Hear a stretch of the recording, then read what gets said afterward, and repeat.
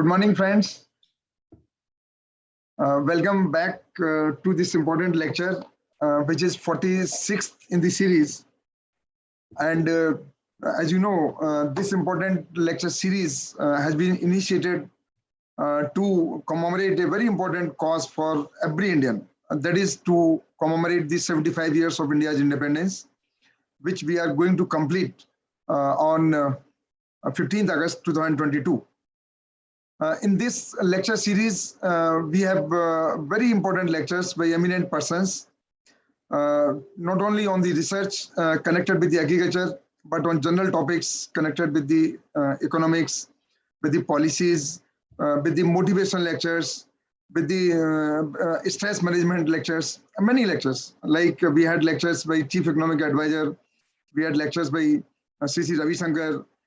Then last week we had a lecture on the sleep, how to get the better sleep. So it's a heterogeneous group where we just collect these eminent speakers, request them to give the lectures on varied topics for the benefit of our audience. And so the audience, they are very eminent audience which are present in this lecture series. They are the vice chancellors, the directors, deputy director generals from ICAR, our directors of the ICAR institutes. So we give connection only to the senior persons, and the other persons, they connect to two other platforms. They are Facebook, YouTube, and there is another is customized website, ICAR 75 lecture series.webconevents.com.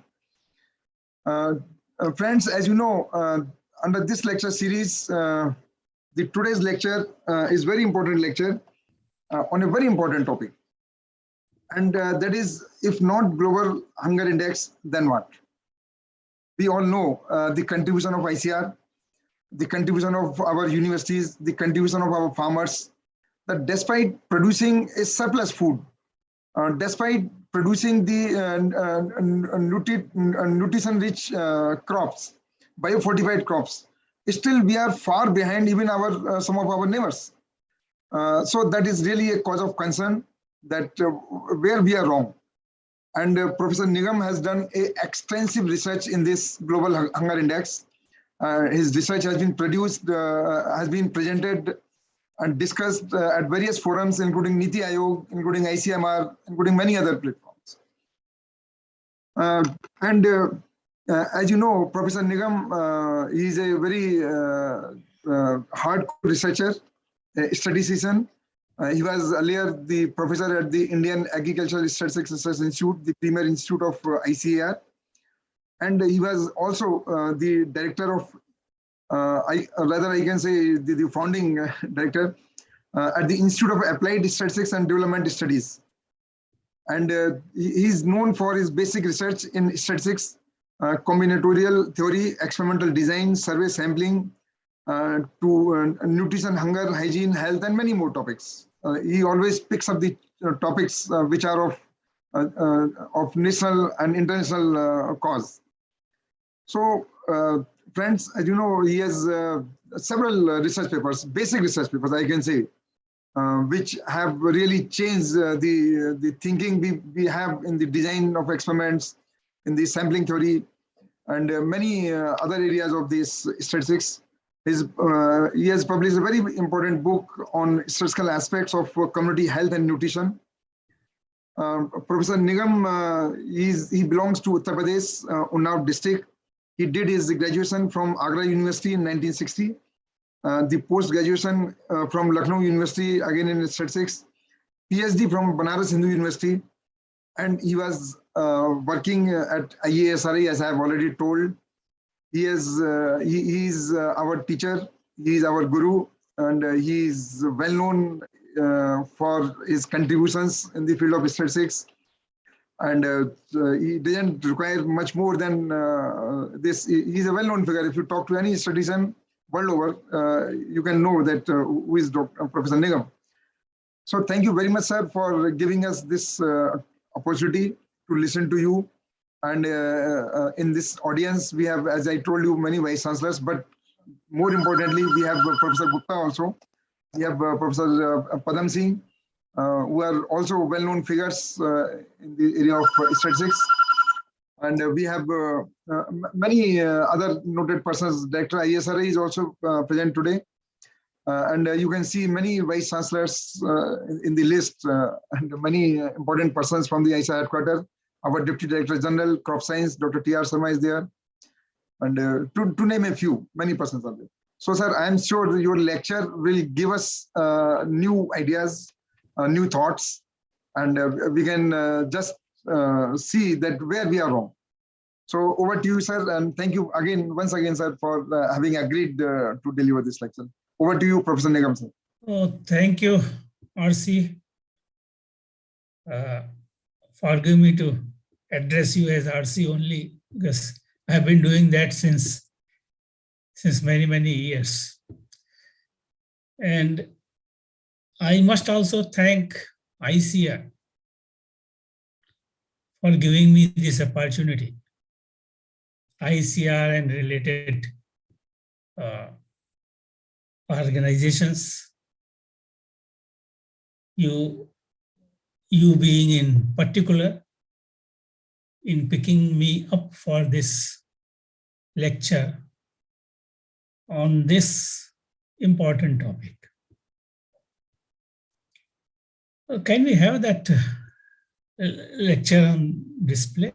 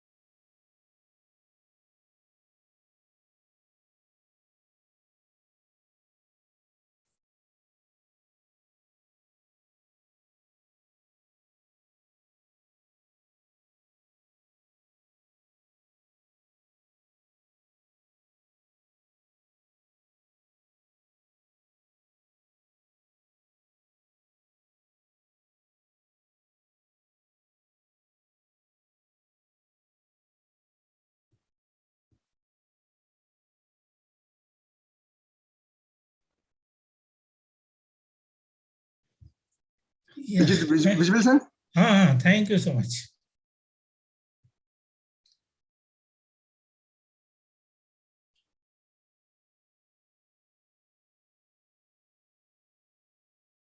You see, let me also acknowledge the presence of two persons who have been connected directly or indirectly with the work which I am going to present today. Dr. Padam Singh and Dr. VK Gupta. Now let me proceed. The topic itself seems to be a bit catchy. It says, if not hunger index, global hunger index, then what? So naturally, you have to first justify why not global hunger index. And the second comes, if not, then what should we do? Now the contents, major contents of presentation are taken from the following. The first is Meet Hunger Needs by me. It is chapter 3 of State Development Report of Uttar Pradesh, 2018.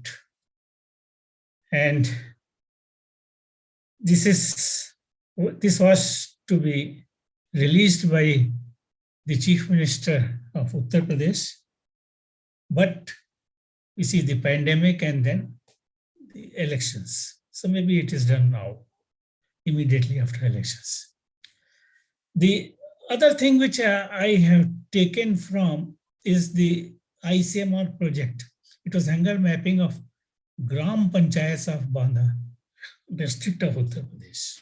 So you can see it is a micro level hunger mapping. And then there are 3 research papers by me or my colleagues. And the most notable among these was which was published in the agricultural research. improving global hunger index. So next, please. Now, the problem with the world hunger is that it is defined in many ways. Different international agencies define it in their own ways, which are not, we see many times, overlapping. So that means there is no unique definition that way. So naturally, it is lack of food, or you can connect it with food and nutrition insecurity. The reduced food intakes with the physical sensation caused by lack of food. Constantly worried where and when their next food will come from. So you can see there is also a component of lack of access as well as the anxiety part. Now, in long time, it leads to undernutrition or even mortality. Then chronic undernourishment. This is with reference to the general population. That is not enough to meet the energy requirements. Next, please. Now, global hunger index is used to compare hunger status in different countries. It is calculated and disseminated annually. It is the arithmetic mean of percent undernourished population. Population means all age groups. And then the next two are related to under 5 children, undernutrition in under 5 children. So the two components, indicators of undernutrition, which are taken for computing GHI, are stunted children and wasted children. Earlier it was not these two, it was only underweight children of under 5 years. And then percent mortality rate of under 5 children, again under 5 children. So only first one is for general population. Now then all the indicators are standardized and assigned equal weights. And for your information, in India, the question on hunger, that is 2 square meals a day, was asked in NSSO consumption surveys. NSSO means National Sample Survey Organization, which is now National Statistical Office, NSO. Next, please. Now, let us look into the limitations of GHI. First is that estimates of GHI have an upward bias. This is very, very important. Why? Because hunger implies undernutrition, but vice versa is not true. Similarly, under 5 mortality may have reasons other than hunger. Now, you can note that how hunger index, global hunger index is being computed. It is the average of those 4 indicators. Average means we are giving equal importance, number 1. And number 2 is that what we are doing is we are taking the complete component, the total numerical value. If 38% is the person of stunted children, then 38% total goes to computation of hunger. So it is included in the computation. This is the biggest mistake which these people had done. Which people? It was started by IFPRI, International Food Rice Research Institute, Food Policy Research Institute. Now, naturally, considering, say, for example, that 38% stunted children in totality is a grave mistake, and this is also in respect of other indicators. Now, should it be 38% or what should it be? So for that, we must know what is the exact hunger contribution, the contribution of hunger component in stunted children. And this, anybody who knows undernutrition knows that undernutrition is a multidimensional subject, multidimensional ramifications, because it is not only what you eat which matters, how you eat, in what surroundings do you live. It includes, for instance, not only what you take, but also, you see, the components of sanitation, hygiene, they all play a major role in computing stunting. So it should be clear that they are committing a grave mistake by taking the total contribution of a component, say stunting, towards hunger. And that introduces a high upward bias in estimates of GHI. Now the bias has serious implications. It pushes up the hunger estimate. You can see why we are very low in GHI internationally.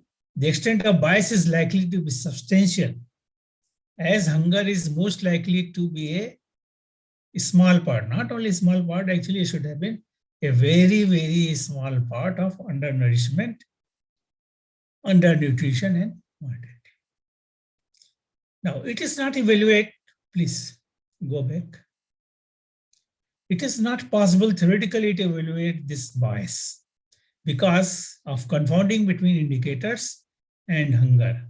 It may only be possible to evaluate the bias empirically through large data sets, which is a very, very complicated exercise. Now, then other limitations also you can have an idea. Arithmetic mean with equal weightage of indicators, where indicators may have extreme values. So we all know that we should not use arithmetic. Next, please. Now, this is again a very, very serious problem. There is a problem of multiple counts. That means there is collinearity between the indicators. And this is also the problem of, incidentally, with sustainable development goals. Even goals, indicators, inter goals, there is multicollinearity. Within intra goals also, there is a lot of multicollinearity. And nobody gives attention to this problem. This may create a serious problem in the value of the estimate. You may have a very high estimate, whereas the real value might have been or maybe much smaller than what you actually report. Now, there is another limitation. It is not available at micro level. Say, for instance, under 5 mortality in district and lower levels are not known. And then, very strangely, GHI ignores lack of access and anxiety, though this is how hunger is defined. So lack of access also it does not take into account. The anxiety also it does not take into account. That is, the person is worried, constantly worried. Where from I will feed my children tomorrow, because there is no food stock within the house. Next, please. Now, following the importance of the work, ICAR constituted an expert committee of eminent statisticians, pediatricians, and public health experts to review the suitability of indicators in the GHI. And the chairman of that expert committee is present here, Dr. Padamsi. The expert committee, in its unanimous report, unanimous, that may be noted, some 13, 14 international level experts were there of different subjects, but they were unanimous. They held my point of view that yes, we agree that GHI does not measure hunger per se. And the countries using GHI to measure hunger is therefore not appropriate. And then a white paper was also published in ICAR journal highlighting these results, and the findings of all these were presented on request. That means we were approached that please present the findings of this committee before us. And it was again, incidentally, in most cases done by Dr. Padmasee. And which were the organizations which asked for? Some of them are very, very important organizations. DWCD, Department of Women and Child Development. Even NAS was there, in which actually I made the presentation. The Niti Aayog, you see, also summoned us. And finally, we also were asked to present the findings in the Prime Minister's office. And everywhere we got, you see, approval of the findings that we made. Next, please. Now, this was the part which clearly says why should we not use Global Hunger Index. Now then, what? Then, if we don't have to use Global Hunger Index, then what should we do?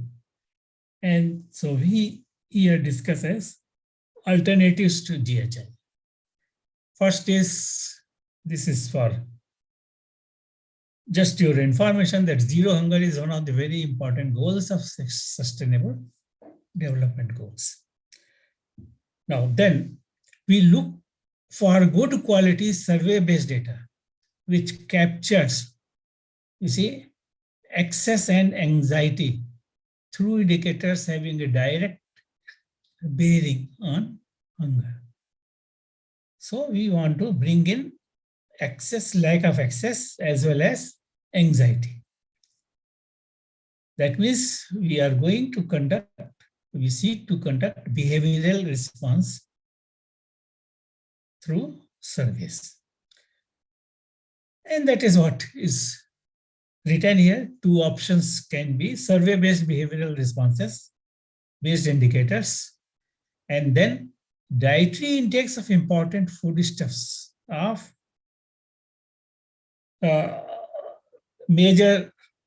which provide major sources of energy, protein, and micronutrients. So that means we want to combine two types of observations to strengthen our estimate. First is behavioral responses, which are survey-based, which try to capture hunger through survey. And the second is that what they are consuming, whether they are consuming, you see, right type of food which provides enough energy, protein, and micronutrients or not. Now, what are the options available? At present, there is some work already done in this direction. It needs to be polished and further validated, I should say that. Now, first is survey-based behavioral responses on access and anxiety. The first comes in this is FAO's, Food and Agricultural Organizations, Food Insecurity Experience Scale, which is known as FAS. And the second is USAID's Food and Nutrition Technical Assistance, FANTA, and Food Assess Survey Tools, FAST, and its modified version, MFAST, which was developed by us at IASTS. Next, please. Now, I have already said indicators having a direct bearing on hunger is the type of food that we consume. So we must assess that, what type of food we are consuming. We can also examine components of, say, diet, dietary diversity, etc. in that. Recently, Ministry of Statistics and Program Implementation and FAO jointly organized a virtual workshop on FICE to discuss methodological issues at facilitating the design of pilot surveys in our country. This has not yet been done. And that means it is still in the piloting stage. Although FAO is trying to force it on member states, member countries, but until it shows a lot of promise through validation of data, which has not yet been done in our countries, in our country in particular. So we should have to wait until those results come. So then The only option is the Fanta, which was already validated by FAST in Bangladesh in 2001, and MFAST, which was validated by ISDS in Banda district in 2011. Both FAST and MFAST had 9 questions seeking behavioral responses from individuals, households experiencing food insecurity. Now, these 9 questions are crucial to us.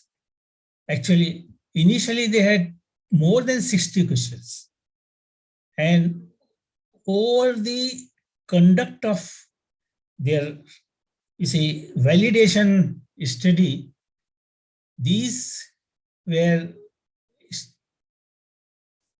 canvassed 60 questions to start with, and gradually they came down to 9 questions and saying that these are enough to measure hunger. So we will not go into those details. It was a very rigorous exercise. It took 780 years to complete that. Next, please. Now then we made a comparison between FAST, which was done in Bangladesh, in one district in Bangladesh, and MFAST. FAST had 606 households. MFAST had in one district, Banda, 6953 comparable households. And comparable means comparable because they were 2 different countries, comparable in many districts, many aspects like poverty, income level, standard living index, and so on, so on. And whenever you try to choose such comparable households, it is not that easy to do. And many times, you are always asked to justify the 2 types of households taken in the comparison, whether the comparison is really valid or not. Now, the results of the 2 are not much different. Not much different means they are in the same direction, they are close enough, but still they are different, and the reasons are obvious. They are from different settings, they are in different years, and these could be the reasons. Now, what are the questions? 9 questions.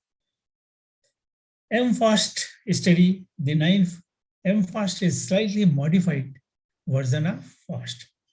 Now, the family ate few meals per day on a regular basis, obliged to eat non-preferred instead of preferred food. These 2 are in green and indicating that they do not belong to food insecurity part. Because first one is very clear, they are getting to meals or few meals per day on a regular basis. This is very close to what NSSO says, and obliged to eat non-preferred instead of preferred food. This is also, they are getting at least food. The only thing is that maybe they are getting, say, wheat in place of rice, or it could be something similar. Now, so the next set of questions will belong to food insecurity. Sometimes food stored in the house ran out and no cash to buy. It is obvious that there is scarcity. Worried frequently about where the next meal would come from. Now, you can see this, these 2, tell you something about worried frequently means anxiety part. Then needed to purchase, then you have to take some action if food is not there. Can you take an appropriate actions? And what that action could be? Needed to purchase food frequently because own production or purchase had ran out, or took food on credit from a local store. Now you can see this is not a very pleasant situation. Next, please. Next. Needed to borrow food from relatives, neighbors to make a meal. Needed to borrow food in order to meet social obligations. Social obligations means there are certain obligations which you have to fulfill. Maybe some child was born, you have to give some party or something like that. So you don't have food, so you have to borrow it from outside. Borrow it if you also don't have cash. So all these indicate, you see, the lack of access. And then the last ninth question is actually different from the remaining. It is more severe form of hunger, and it explores the individual level. Members of the household who had to skip the meal due to lack of food. So working adult, housewife, both elderly persons and children. So you can see in what way these questions have been framed, and a close examination into those definitely, you see, gives a clue that we can possibly remodel these and reduce the number of questions. We attempted that, and we have come up with this 3-question module. Next, please.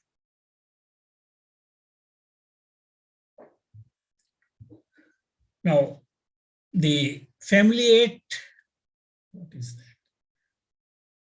that? The family ate 8 meals per day on a regular basis for the last 15 days. Worried frequently. Now, first is regular basis, means it is indicating food security. Worried frequently, once, twice, thrice, over 3 times, or maybe over 3 times in a way, in 15 days. So here we are making a yardstick of 15 days, right? To capture day-to-day variations. Or at least once in the last 15 days, about where from the next meal would come from, as the food stored in the house ran out and no cash to buy more. So it indicates that anxiety part. Had to take food on credit from a local store. So this is the action that you took. Borrowed it, or you see, went to a relative to borrow the food. So those questions have been merged. So had to take food on credit from a local store or relatives or neighbors. In those 9 questions, these were local store, relatives, and neighbors. They were put as different questions. At least once in 15 days to make the family or to serve a meal to guests or relatives. And then for validation, we may ask about members of the households who had to skip the meal. So this is, as the last question there was, that was more severe form of hunger, but not connected with this. So there is a collinearity between these also. So all those which were included in the first 6-7 questions showing food insecurity, you see, will come here, because here we are asking individuals. Next, please. Now, this type of fast can be easily regularly canvassed by agencies like National Statistical Office, now NSO, and by similar survey agencies across the countries. It has the potential of being part of consumption surveys of National Statistical Office. Next, please. Now, to improve hunger estimation, we can further improve our hunger estimation.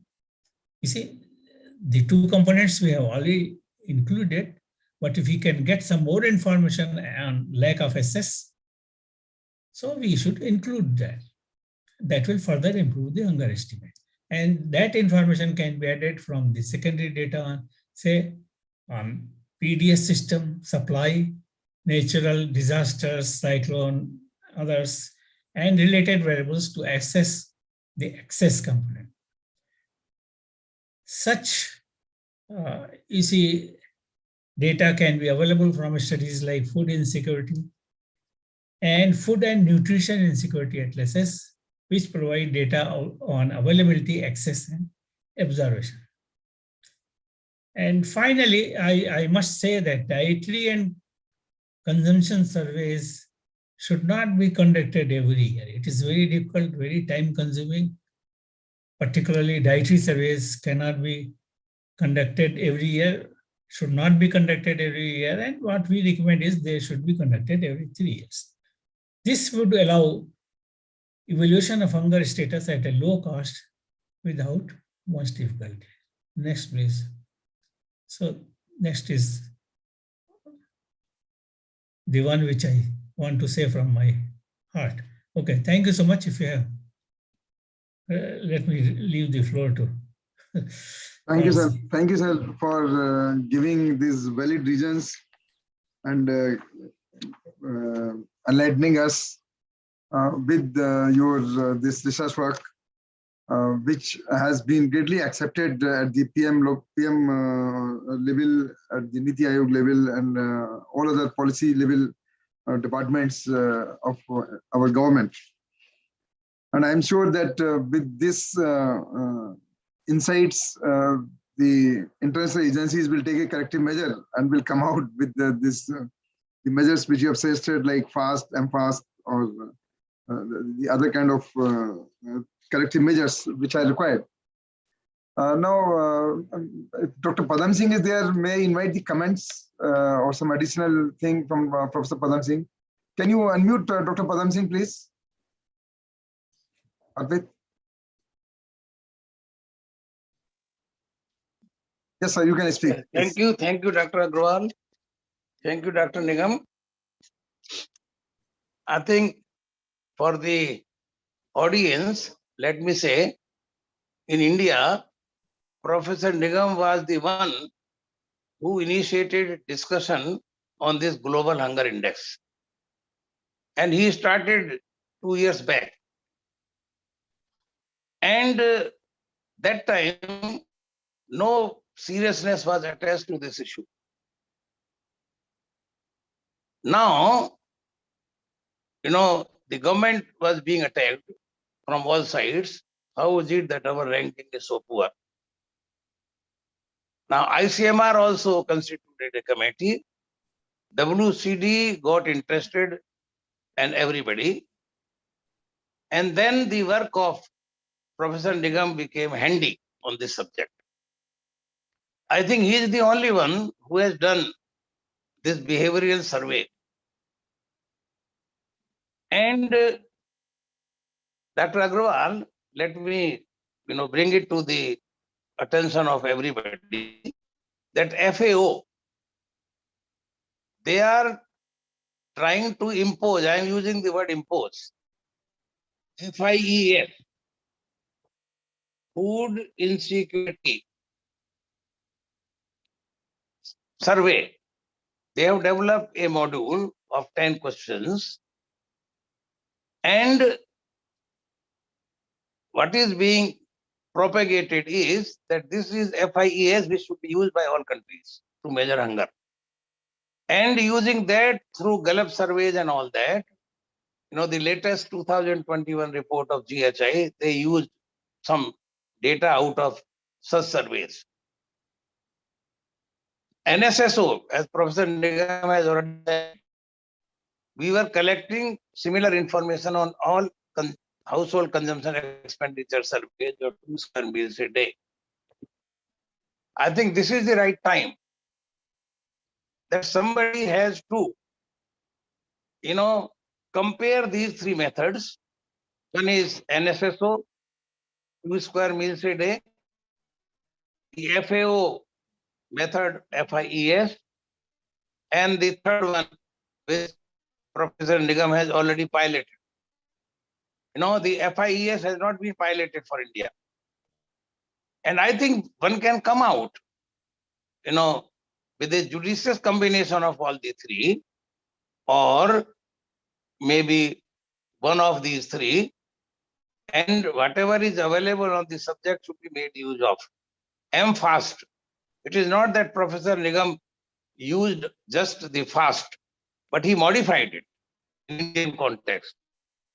And Dr. Agrawal, you are occupying that seat. Should such studies not be initiated by ICAR? should we not be on the forefront that this issue should be examined in details, in depth, and Professor Nigam and his team may be requested to do it. I think he will be the right person. So this is something, zero hunger being one of the important goals of SDG. We have to do it, we have to monitor it, and we have to monitor with the right methodology, right scale, right questionnaire, right survey. So as he has said, dietary survey is no solution. Very costly. We cannot do every year. But such surveys, behavioral-based surveys, can be done and maybe part of NSSO surveys or part of NFHS surveys or independent surveys. I mean, would be a choice. But this is, Dr. Agarwal, my observations and initial comments. And this is something very serious issue. And I think you, being DDG, being from our fraternity, you understand the issues. Please be proactive and contribute to the nation. Thank you. Thank you very much, sir. And I will have a talk discussion with the ISRA and then decide how to go further in this direction. Now, may I request Dr. VK Gupta? Amrit, can you unmute Dr. Vinod Gupta? He is another renowned statistician, a lot of contribution. Sir, can you adjust your camera? Yes, please.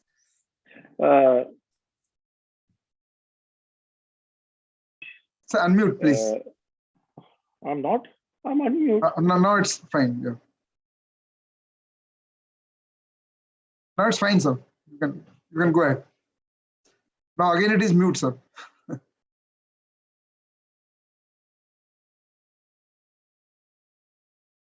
Unmute. Now, is it fine now? Yes, sir. Yes, sir. Yeah. Thank you, Dr. Agarwal.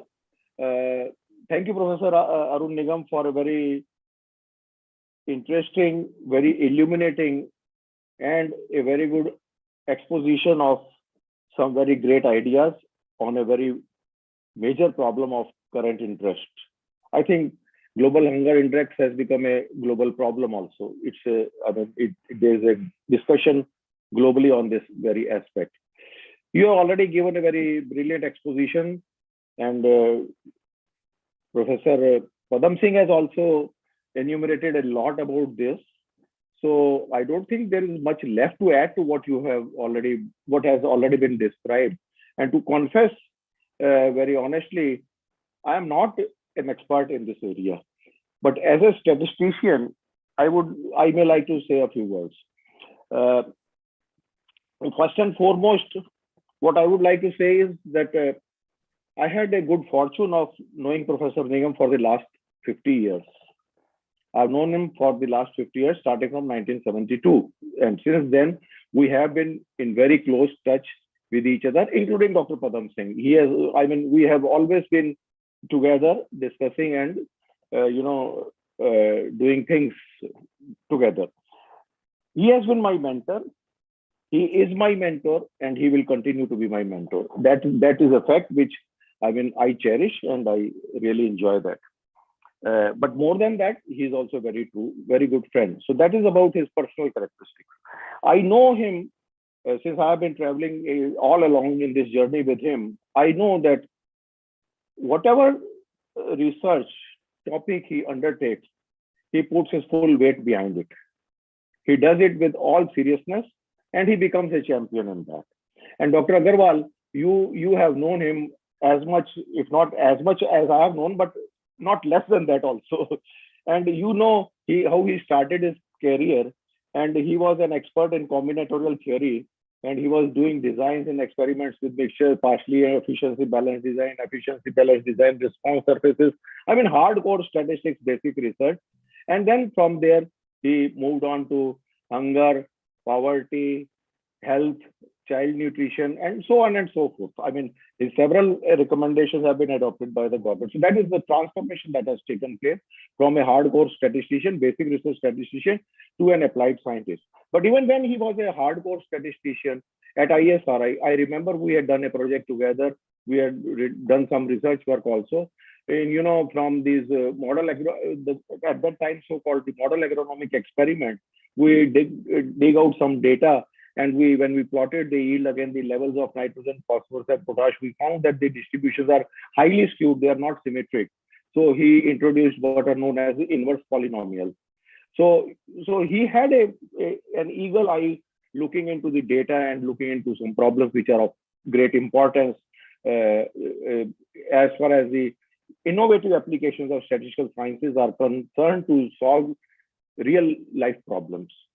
So with this background, it's not a wonder that Dr. Nigam has indulged himself into such an important topic of global hunger index. He has said all the things, and it may be very difficult to make any observation on global hunger index. But my personal feeling is, and that has been echoed by Dr. Nigam as well, that statistically speaking, we have to define the parameter first. And if you think of parameter, when I say parameter, I mean we have to define what is hunger. Before we define hunger, we cannot have a global hunger index. And to define hunger, it has to be a global definition, because if we are talking of a global hunger index, then it has to be a global definition, which has to be acceptable to all. Whether it should be a global hunger index or each country should be given freedom to have their own hunger index, that's a question of debate. But when we talk of global hunger index, then there has to be a global definition of that.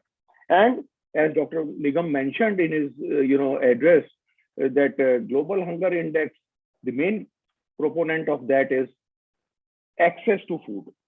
He also added anxiety to that, but possibly I feel, that's my feeling, but I may be wrong, the access to food and anxiety are related. If there is no access to food, anxiety will always be there. So I don't know whether anxiety would add much to the definition or not, but there has to be a clear definition. Is it to be related to food insecurity, or is it to be related to nutritional insecurity as well? Well, we have to define the global hunger according to that. So once a global hunger definition comes into picture, then we know what is our targeted population, what type of indicators we have to choose, and how those indicators have to be combined. Whether they have to be combined by taking simple average, or whether we have to take weighted index, what type of weights are to be taken, and all these issues. And I think Dr. Nigam has highlighted all such issues. I'm only just reiterating and giving importance to these issues, which are very important for all of us. Now, to conclude, I would also like to echo what Dr. Padam Singh said, that it is, this issue is being discussed at many platforms, and Dr. Padam Singh and Dr. Nigam are component of every discussion wherever it is discussed.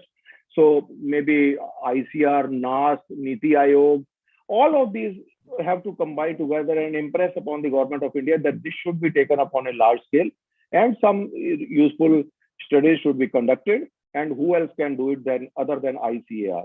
So maybe I would also very strongly suggest that Education Division should take up this matter and let the team of Dr. Nigam, you can find a place where it can be done. It can be done at ISDS, an institution which is for which Dr. Nigam is a